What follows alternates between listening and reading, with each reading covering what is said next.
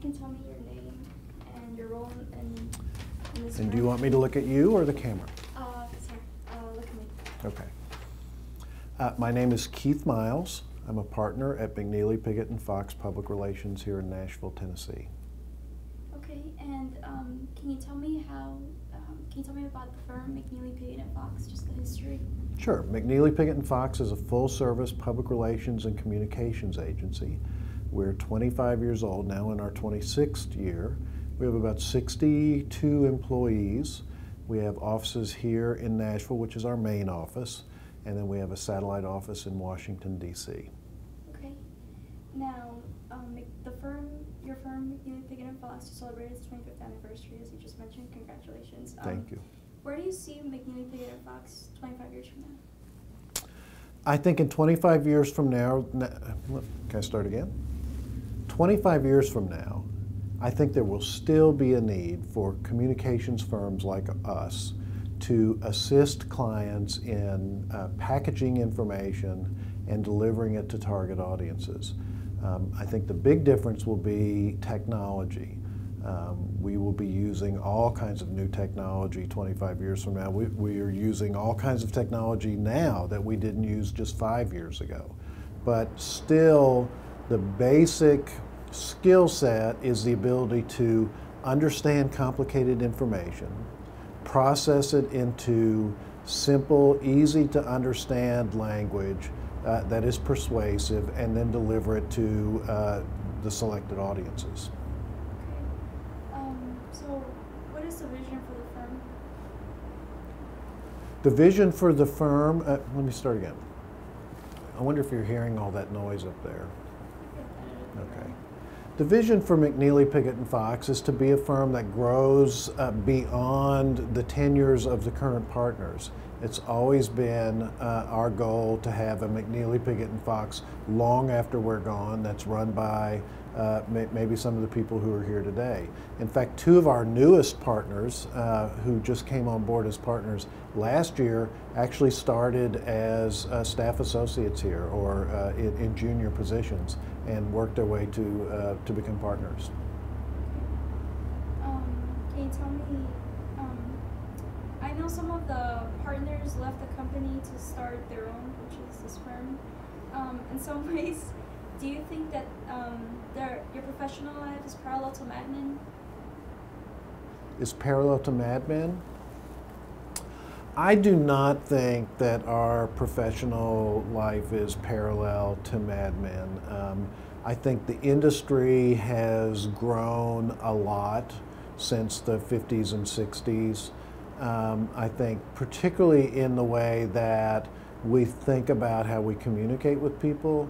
I think in terms of the way we treat each other. We are a very professional organization here. There's a lot of respect. We work hard. But if you look at the television show, which I enjoy watching myself, it doesn't bear a lot of resemblance to what we do here at McNeely, Piggott & Fox on a day-to-day basis. Okay. Can you tell me how you got interested in PR? Let me start again. I got interested in public relations in college. I was a journalism major, and my first 2 or 3 jobs out of college were working for newspapers. I worked for daily newspapers here in Tennessee. I migrated to covering government and politics, and actually went to work in Washington, D.C. for a United States Senator, where I worked for 8 years. And following that, came to work here at McNeely, Piggott & Fox in public relations. So it seems like it's a very kind of natural arc, career arc for me. I've always been involved in communications, one as a reporter, secondly as an advocate for an individual, in this case a U.S. Senator, and now as a communications advocate for a host of clients. Okay. So, based on what you just said, would you say that your transition from journalism to PR was fairly, I mean, would you say it was fairly easy? The transition from journalist to PR was not all that difficult. I mean, the basic skill set is the same.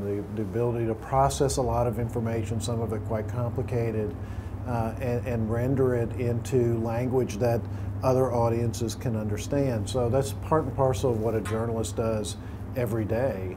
And it is a lot of what we do in public relations. We take a lot of information and boil it down into concise, persuasive messages. How has your journalism background influenced your work in the PR field? My work as a journalist, let me start again. My career as a journalist involved keeping up with the day-to-day events in the various cities that I reported from. I've always had an interest in current events, in civic affairs, in government, and bureaucracy. Because McNeely, Piggott & Fox is a firm that traffics mostly in ideas and not products, that dovetails exactly with the training that I had in the 15 or 16 years before I came to McNeely, Piggott & Fox. So we are very much about public affairs, about issues and ideas, and helping distribute those ideas to people across the country. Okay. As a PR firm, have you ever had an image issue of your own, and if so, how did you handle it? I think every PR firm at one point or another in the arc of their lifespan has probably come under some kind of scrutiny, and we're not immune to that. We found that by taking the advice that we give our own clients, that's the way to see your way through these things. I mean, you be as transparent as possible, you be as open as possible, you try to provide all the facts, and you try to refute anything that is not correct. And you mentioned that you worked for the Nashville Banner. What would you say is the Nashville Banner's legacy? Legacy? The Nashville Banner's legacy, like the legacy of most second newspapers in large cities across America that disappeared starting in the late 80s and through the 90s, was it injected an enormous amount of competition into the whole journalistic scene of any community, where you had a morning paper and an afternoon paper kind of duking it out to get the scoop. So I think that's probably the primary legacy. The second thing that a newspaper did, or a two-newspaper town did, is it generated this enormous font of talent. There are reporters or former reporters from the Banner working all over Nashville in high-profile jobs, and because they got the skills that they got from the Nashville Banner, or even in the Tennessean, in fact. Journalism is a great training ground for a lot of things. Definitely. And PR in politics, a do or a don't? PR in politics? How do you mean that exactly? I mean, I guess you can. I mean, it's just a very general question. I didn't really know how to word it, but just would you say they go hand in hand, or they kind of, do they really not mix well? I mean. Well, let me answer it this way.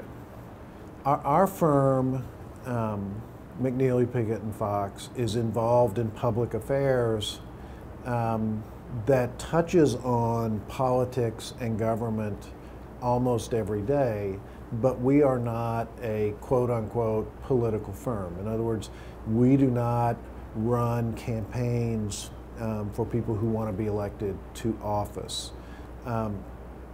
So I think that the two kind of cross each other often in the course of a workday when you're with a public affairs firm. You're dealing with politicians, and knowing how the bureaucracy works and how politics works, I think makes us particularly effective for our clients. In the slow recovering economy, how does McNeely, Piggott & Fox stay afloat?